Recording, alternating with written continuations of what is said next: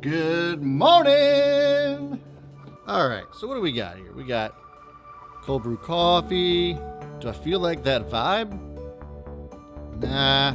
Orange juice. We got some milk. Oh, what do we have here? Breakfast of Champions? Yes, please.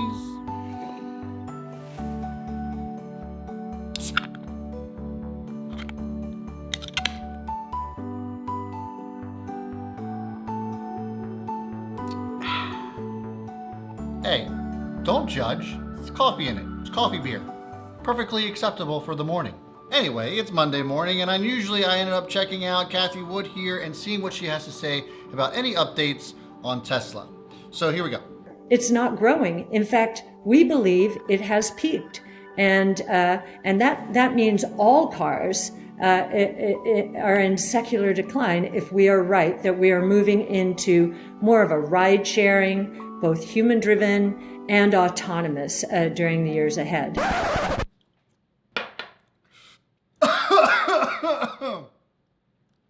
What?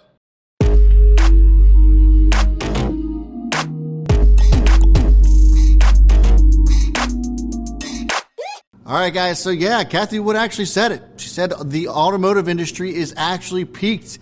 We could be seeing a decline in the near future. But what does that mean for Tesla? And does that also mean that it's a buy still?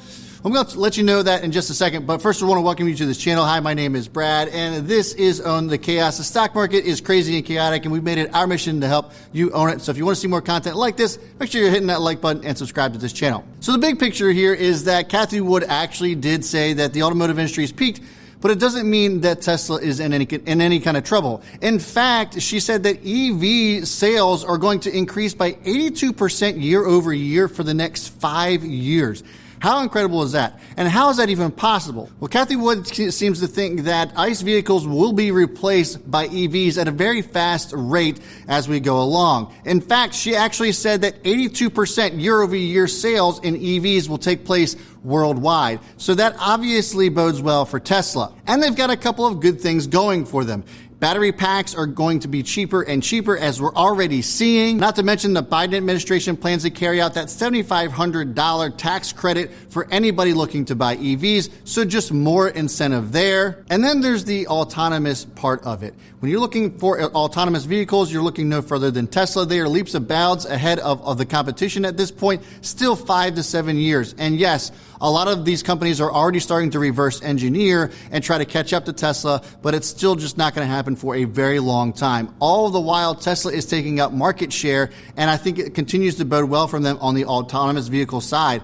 Not only that, but Cathie Wood talks emphatically about robo-taxis and ride-sharing and how Tesla can really move into this market, which is why I've always been kind of bearish on the bearish side of Uber, Lyft, those, unless they somehow figure out how to collab with Tesla. That's the only way that I could actually see those two companies really surviving in the ride-share front. So Tesla is just moving in, not just from a vehicle purchasing standpoint, but from ride-sharing as well. And Cathie Wood, as well as myself, think that that's probably where Tesla's headed for the future.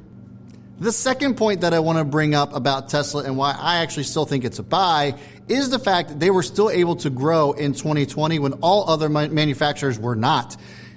During a pandemic, during economic shutdowns, during their factory being shut down, Tesla was still able to grow by 36% compared to the year prior. Car sales came in just under 500,000, and that is just absolutely incredible considering the pandemic and all of that economic shutdown. Now imagine the growth that they can experience when there is no shutdown, there is no pandemic, things are starting to reopen, demand is at an all-time high, it seems.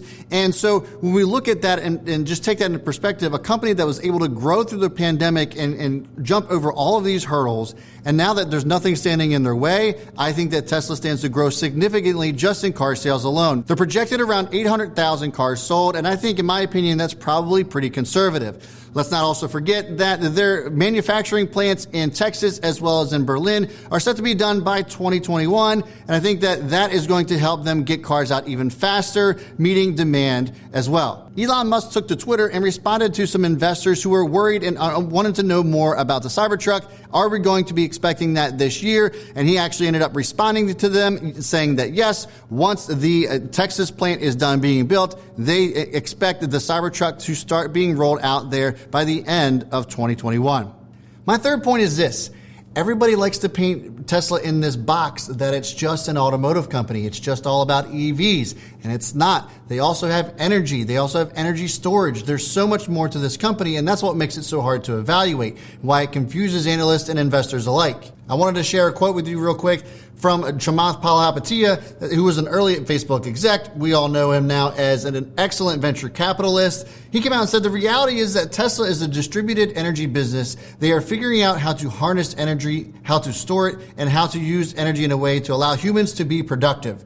Cars are a manifestation, but solar panels are as well. Power walls as well. The big disruption is coming to power utilities, and I could not agree more. People are overlooking this. Yes, the auto taxis, the robo taxis, all that, the EVs, the growth there is extraordinary. But what we're forgetting, or what we're obviously overlooking, is the energy side as well. And when you look at some of the things that the Biden administration is looking to carry out, it only makes for a stronger bullish case for Tesla. That is why you're seeing people like Ron Barron and Cathie Wood and myself be so bullish about Tesla. Now, what's the caveat to all of this? Well, we are in a bit of a rotationary period right now where there is fear of inflation and a lot of other things that are going on, especially when it comes down to stimulus and that sort of thing.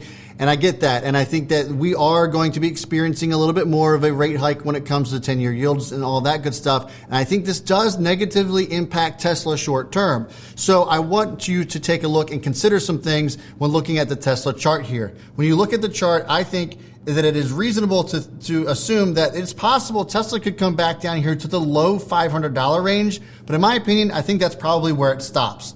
That would represent a 40% plus pullback from its $900 highs, and I think that that's probably potentially where it stops. In my opinion, I think that anything under $600 a share is an absolute steal for Tesla because, in my opinion, within the next year, 2 years, I think we see Tesla go up over $1,000 a share, and really, it wouldn't surprise me if it did it this year at all. The key to owning Tesla, in my opinion, is really just to own it. When you're looking to buy this, look to average in, look to average down, take opportunities like the dips that we're seeing on this thing right now, and just average in. That's how I would handle Tesla. That's how I would handle a lot of the great innovative and disruptive companies that we're seeing right now, because these are the ones that are going to come out of any kind of inflation scare or bond yield moves or anything like that. I think that the fact of the matter is that people that are moving away from tech are making a big mistake. I'm not saying that you should be just all in on tech all of the time, but I'm saying don't run from it. In my opinion, I think holding on to some makes a lot of sense. Averaging into Tesla, especially if you got it at a higher average price, makes sense to lower it just a little bit because Tesla isn't going anywhere. And for the cases that I made in this video, I think that this is going to be a really nice grab, a gift, if you will, buying Tesla all the way down here. And so let me know what you think about this. Is this a gift in your opinion as well? How are you feeling about Tesla with this recent drop due to rates and fears of inflation and all that stuff? Do you think that Tesla's still overvalued, or do you think it could go higher? I would love to hear from you in the comments below. Guys, if you like this video, of course, you know what to do. Hit that thumbs up and subscribe if you're not already. Would love to have you guys as part of the Chaos Crew as well, so make sure you're checking out those links, and that's going to do it for me. As always, I will see you all before the bell, and B Smith is out.